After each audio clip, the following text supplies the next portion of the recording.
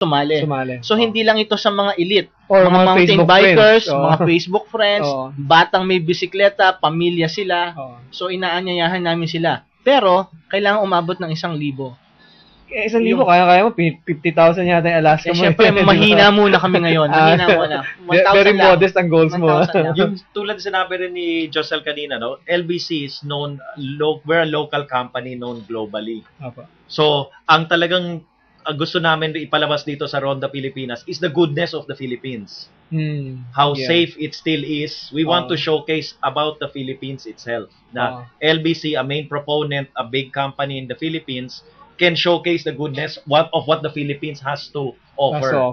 And that's why we're also putting Ronda Pilipinas. At mga ibang ruta namin dito, sa mga ibang siklista na talagang sumali sa Marlboro Tour dati, sasabihin nila, parang iba yata to. Iba talaga. Because we want to showcase, and this is the nice part with cycling, we can choose the routes that we like.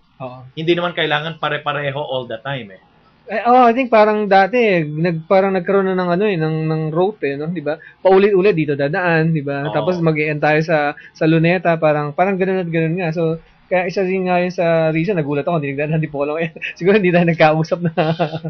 Pero next year kailangan dadaan na, Josel, 'di ba? Oo naman, tingnan natin. Ayasin mo kung makakasagot nun. Pero mo siguro, urong ko na ng konti. Sino pwede sumali dito sa Ronda Pilipinas? Mayroon ba tayong age cut-off dito? Yes, we are allowing as long as 19 years old and above. Yun yung age natin. And so, only for this time, it's only men. Anong requirement? Meron ba tayong mga requirements yan? Well, regards with the on the day itself, kung magre-register kayo, registration will be open from 5 to 7 a.m. No? On the day specified. Like I said again, May 5, May 6, May 7, May 8 in Tarlac, May 12 in Silay, and May 15 in Malaybalay. You also have to bring attach a photocopy of your passport, voter's ID, or birth certificate. Para we know where you're from. Yes. Just a proof of identification. Pero mas maganda if they don't wait for the last minute, no? Kung meron na silang application form galing sa LBC branches o sa Rudy Project stores, and a valid ID, pwede na lang email to our Ronda Pilipinas Secretariat sa LBC Express Solutions, 2308 Natividad Building, Don Chino Roses Extension, formerly known Pasong Tamo, Makati. Javi, ang pinaka-widespread na opisina pwedeng paglagyan, LBC branches nyo. Hindi pa pwedeng magsabit ng entry dun sa mga LBC pwede branches nyo. They just bring it to LBC and then sabihin nila sa LBC Secretariat, Ronda Pilipinas, at papadala namin na yan. So wala nang charge yun. So pwedeng gano'n na. Meron isang dito, limitation mo applicant can only try to qualify once, gano'n, babantayan. So hindi pwedeng, hindi ako nakapasok sa Nueva Ecija, magta-try uli ako sa Bicol. Yes, it's correct, Roel. Kasi there are a lot of cyclists in Luzon. So tendency ng ibang cyclists is to try their luck sa Visayas and sa Mindanao, thinking that they have a better shot of doing it, no? Of making it there. But the truth of the matter is we're really going to verify all this and where they came from. So maging strict kayo dito? Very strict. We have to be very strict on this. So ayaw niya ng mga multiple applicants na palipat-lipat lang? Yes. Alam naman namin, like, so some people their residence is already dito sa NCR, pero sabi natin, taga Bacolod sila. We don't want them to try to qualify 2 times to make it fair. They have to just choose one. If they want sa NCR, subukan nila sa NCR. Kung hindi, sa Bacolod for the Visayas team. But they have to be decided on just one. Where sila sasali? Kasi qualified sila sa dalawa, no? Dahil place of residence at saka yung place of birth of nila, no? Baka mahirapan kayong bantayan yan, Josel. Kinikinita ko na dahil parang ang pinaka-tendency talaga kung siklista ka, di ba? Mag-try ka sa Nueva Ecija, hindi ka nakuha, magta-try ka ulit sa ibang lugar, di ba? Paano to? Computerized mga records nyo? Paano nyo babantayan na para hindi magawa itong ganito na? Isa yon, computerized, at meron kaming ibang grupo sa organizing committee na nag-handle niyan. So wala siyang ibang ginagawa kung hindi tingnan lang kung sino yung mga sumasali o lumalahok o nagre-register kada area. Kasi ang purpose nito is that kung ang lahat ng mga malalakas na siklista ay nasa NCR, mahihirapan silang sumali. Mahihirapan silang mapili dun sa top 6. Kaya ngayon pa lang, ang iminumungkahi namin pumunta na kayo sa kung saan man kayo ipinanganak. Kung taga Bacolod kayo, sa Visayas o sa Mindanao. Ang purpose nito, Roel, para mahati yung mga magagaling. Hindi lang naka-concentrated sa NCR. At gusto nating ibalik syempre yung pride mo, di ba? Kung taga Bacolod ako, anak ako ng Bacolod, o anak ako ng Iloilo, o anak ako ng lugar na yon. Parang naalala ko tuloy yung NBA na part kami ni Mo nung dati sa NBA, parang regional basketball. So something like this yung idea ninyo na kumbaga gusto niyo itap yung parang innate ang regionalism talaga sa Pilipino, di ba? Yes, that's correct. Well, kasi may affiliation din tao So doon tayo, that's what we're targeting, affiliation ng tao. Saan ang identity niya? Bicolano ka ba? Pupunta ka doon sa probinsya, doon sa Bicol, di ba? That's correct, bro. At saka mahirap tong qualify. Imagine top 6 lang ang kukunin. So talagang pag naka-qualify kayo, parang achievement na yon. Doon sa lugar niyo. Another question.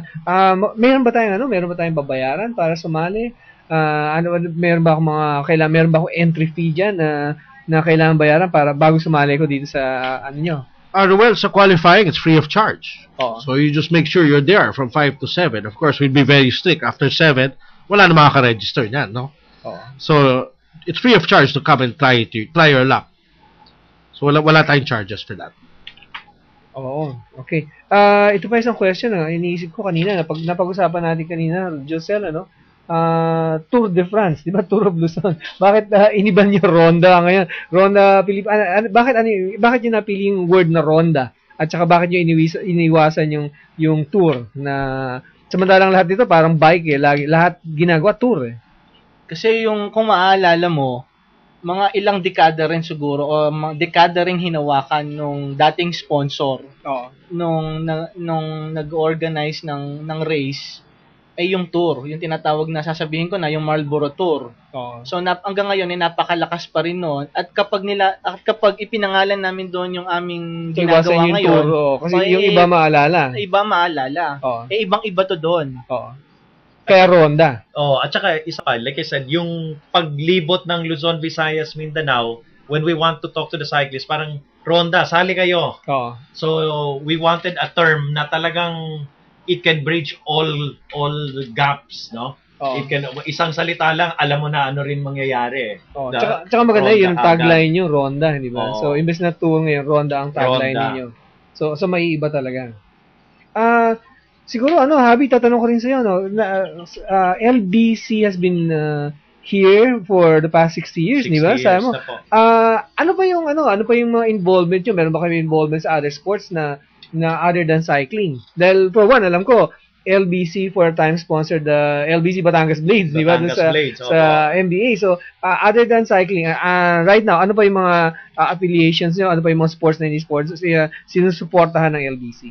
Well, right after the NBA, medyo nawala kami in the sports scenario for a while.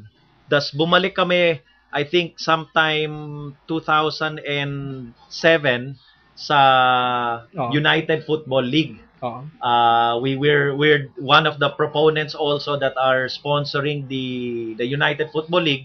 Club football naman to, no? So yung ibang mga ASCALs players natin, pag hindi sila representing the Philippine team, dito sila naglalaro sa United Football League. Is this still active?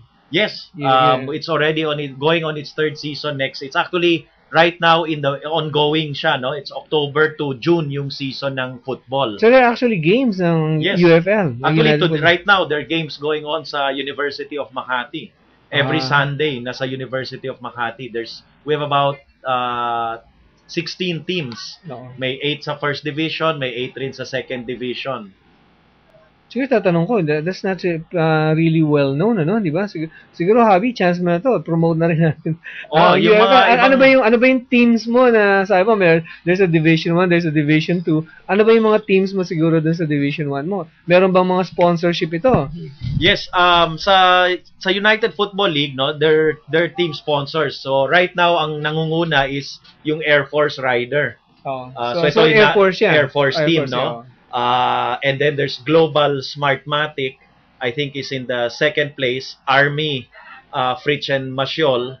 He's the running third.